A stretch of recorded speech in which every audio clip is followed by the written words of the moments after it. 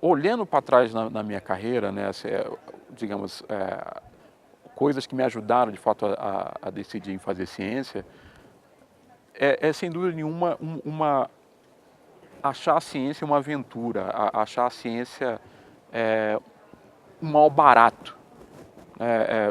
Quando fazer ciência antes de tudo uma aventura, você tem riscos, você tem um envolvimento pessoal muito grande e é uma atividade que dá muito prazer. Eu me encaixo bastante naquele quadro de uma criança muito curiosa, primeiro gostando muito de bicho. Por exemplo, eu cheguei a morar numa casa que tinha um terreno e era um terreno que tinha pedras, tijolo, e eu adorava passar o dia inteiro catando bichinhos, botando dentro de um saco e fazendo algo bastante inescrupuloso atualmente, que era medindo o tempo que eles demoravam a morrer usando as técnicas mais diversas. Isso hoje em dia não é muito adequado, mas é algo que eu fiz até uns 8, 9 anos de idade. Depois eu continuei sendo muito curioso e aí eu abandonei os bichinhos, né, para a sorte deles, né, e comecei a desmontar equipamentos, sem jamais conseguir montá-los novamente. Então eu desmontava rádio, não conseguia montar, ameaçava a televisão, não deixava eu chegar perto. Até que um dia eu lembro que eu cismei de ver, eu sou vascaíno, então eu queria ver o jogo do Vasco e faltou energia elétrica. E tinha um rádio a pilha que estava sem pilha. Eu desmontei o rádio tentando fazê-lo funcionar sem energia, né? Obviamente não obtive sucesso. A ciência me despertava assim uma beleza estética. Eu achava a ciência uma coisa bonita e interessante. Eu achava a ciência assim muito legal, né? E foi no ensino médio que um professor de física muito bom acabou, digamos assim, batendo o martelo. Eu me interessava também muito por biologia, mas o professor de física era muito bom. Aí eu optei de fato em fazer física. E estudante então de graduação do curso de física na UERJ, uma vez eu passando pelo corredor, eu vi um cartaz que dizia mais ou menos o seguinte: se você é um estudante de graduação interessado em participar de um projeto de divulgação sobre a passagem do cometa Halley, por favor procure o Museu de Astronomia para fazer uma prova, para participar de um processo seletivo. E eu fui. Né? Isso aconteceu em 1986, eu devia estar acho que no quinto ou sexto período de física na UERJ, e estou lá até hoje. Né? Então, embora eu seja um físico, né, assim, de formação inicial, eu não sou, digamos assim, um físico estrito sensu. Né? Na verdade, hoje, digamos assim, a minha área de pesquisa é como divulgar ciência, né? E dentro de um museu. Então, por exemplo, se alguém me dissesse há 25 anos atrás que eu estaria trabalhando hoje em um museu, não há como, é impossível, não. Eu quero ser um físico, eu não quero já. Não tem nada a ver trabalhar no museu. Mas ainda bem que a vida mostrou que as coisas que acontecem, em geral, a gente não tem muito controle, né? A gente tem uma influência, mas não um controle. E museu de ciência hoje é um maravilhoso espaço de trabalho para quem gosta de ciência.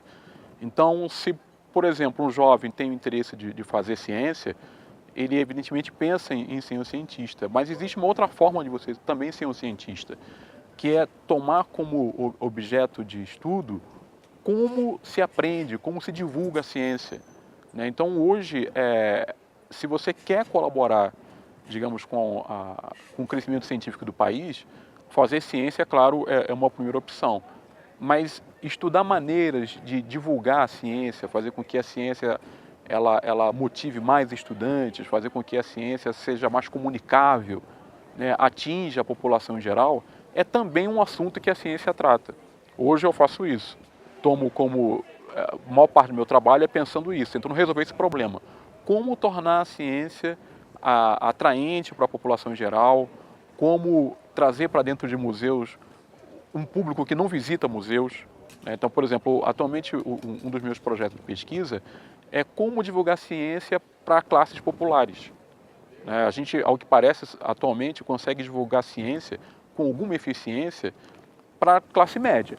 E a gente consegue fazer isso com alguma eficiência, mas trazer dentro de um museu, por exemplo, um garoto, né, de uma classe menos favorecida, um garoto de uma favela, ao que parece a gente tem esse potencial, mas a gente precisa adaptar muitas das nossas atividades para esse público, né? Para começar, a gente precisa conhecer melhor esse público. Então, o ambiente de museu atualmente é um ambiente muito propício para um jovem trabalhar.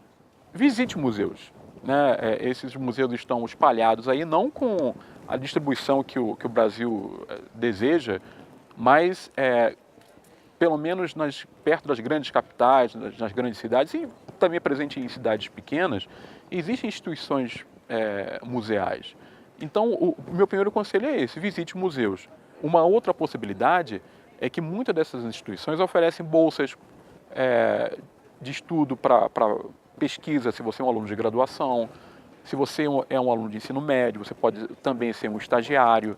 E a ideia é o seguinte: hoje no Brasil ainda não existe profissional que sai pronto de uma universidade e está pronto para trabalhar no museu.